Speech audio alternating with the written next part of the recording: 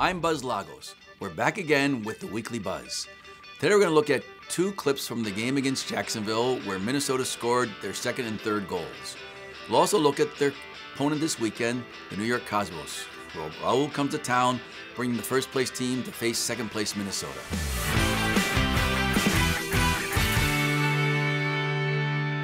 The first half, I think Minnesota laid back a little bit, let Jacksonville possess the ball a lot in the middle and defending third. Second half, I think the teams were a little less tentative in attacking. Minnesota put a little more pressure on. Khalif made a wonderful run into the box and drew the penalty. And then we saw continued attacks by Minnesota, and they earned a corner kick. And Jacksonville played zonal defending on their corner kicks. We looked at the corner kick last week when Indy scored against Minnesota and how they played mostly man-to-man with a couple players marking spaces in a zonal position. We'll see how Minnesota took advantage of that zone that Jacksonville played to score their second goal. Venegas on the corner for United. In towards the near post. Come on! How do you attack a zonal defense? Well, Thiago's attacking a space that they're leaving vacant. Jacksonville needs to push the defender out more toward the edge of the 6-yard box to block off, driven balls. If we just look at the runs of all our players, again, the near post, I'd like to see Thiago make a little dart away and then dart in the near post, but he's trying to be a little bit visible because it tends to draw players in, freeze the keeper, and now the channels get filled in by Pablo Campos and Pitch Colin Diaz at the far post area. Just nice balance in our coverage. And even though the ball goes to Cavano, Pitch and Campos are in pretty good positions. If a ball is played perfectly to them, they're going to score. And over the top, too, we see Cristiano open, and the ball played to him, and he can knock it back across the goal mouth to get a good chance. So Minnesota's a good approach to this, and good attack, and space are covered well. And a good service will lead to a goal, and a good service came in to find Thiago, played back, and he finished it. And it was not offside because the ball's played off the defender, hits the defender's foot, and right back to Thiago. Wonderful reaction. And so we can see Minnesota scoring off a set piece like Indy did last week against Minnesota. But these set pieces are so important. Jacksonville is a very positive-oriented team. I don't know if you watched when they kick off after the goals. I think they had 7 guys on the midfield line and 2 guys dropping back, like saying, "We're coming at you. We're going to get a goal. We want to get back in this game." There's a very positive mentality of their team to attack. And we saw that, and we saw continued pressure, and then they try to play a ball in the box, and we saw, again, the classic counterattack occur, and a wonderful goal by Miguel Ibarra to put them up 3-1, which Minnesota needed. Banks. Good individual effort from number 29. Campos' first touch into space. Ibarra, Sierra, Ibarra! We talk about the classic counterattacks that occur.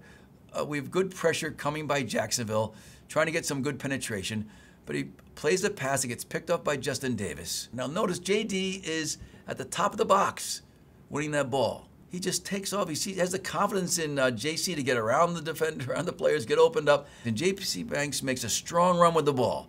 Notice the little flick that flicks it up over his foot, almost like he did last week at the pass to Aaron Pitch Colin. And Justin Davis out of the back makes a strong run. JC tries to play it over to him and gets a deflection. Deflections many times tend not to work out well, as they did with Thiago in the goal.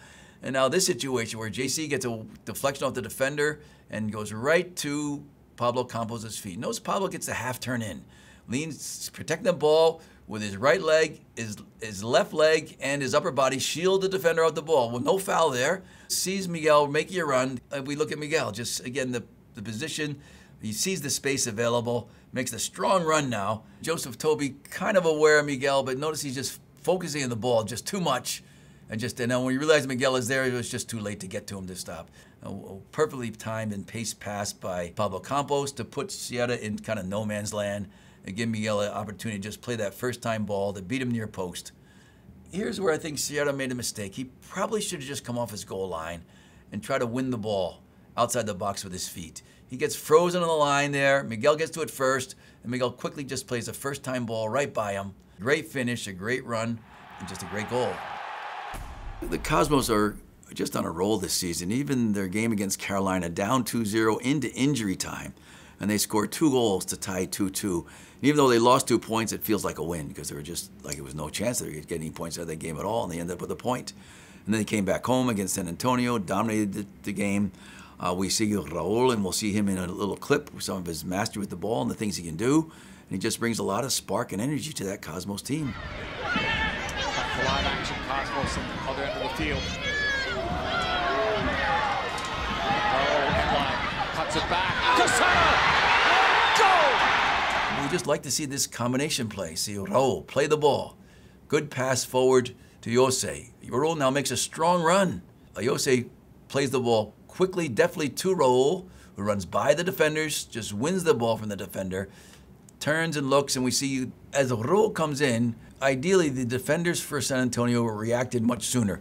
They've got to pull back and turn and face upfield and cut off the runners. They're not on goal side of their players they should be marking and being aware of. They got to get back quicker. And even now, even a kind of a driven ball might have been able to find Hernandez and number 20 for the Cosmos. But instead, Raul chooses to knock it back. And again, the staggered runs. We see Fernandez, making the run early. Lucky hangs back a bit, and then now he's able to really attack the ball and go by the San Antonio defender. He gets caught flat-footed trying to head the ball, and it allows Lucky to just attack the ball, attack it, and cut in front of him, and knock it across the goal mouth to set up Hernandez. Bad habits come out when teams are tired. There's no doubt about that. And when they get tired, they tend to fall back into old habits, and that's not what you want to do, and that's why you have to work at your fitness and also work on good habits all the time, because that's what's going to win games. Players who have good habits, especially late in the game when they're tired, they have to move to the ball, take that step, get to the ball quickly, whether it's on attack and possessing the ball or on defending situations. Getting to the ball quickly is very important.